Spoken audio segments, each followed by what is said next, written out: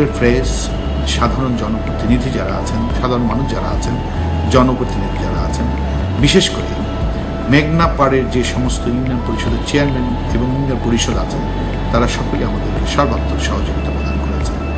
এই সহযোগিতার ফলে এবং আমাদের এই যে 41,000 জেলে তারা সচেতন হওয়ার ফলে আমরা প্রায় 100% জাটকা রক্ষা করতে সক্ষম হয়েছে।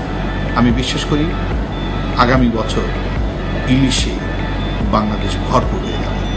জাটকা হয়েছে, সেই বাচ্চা আছে, তাদেরকে আবার আমরা 1 মার্চ থেকে 30 এপ্রিল 2 মাস অভয়াশ্রম বাস্তবায়নের মাধ্যমে বড় হওয়ার সুযোগ করে দিয়েছি। আর এইগুলো হয়েছে অভয়াশ্রম বাস্তবায়নের মাধ্যমে। এই যে 3টি জিনিস এটি অব্যাহত যদি থাকে তাহলেই একমাত্র এই যে 2 মাস অভয়াশ্রম বাস্তবায়ন হলে এটার সঠিক ফলাফল আমরা পেতে পারবো, অর্থাৎ কিনা সহনশীল মাত্রায় বর্ধিত হারে ইলিশের উৎপাদন বজায় থাকে।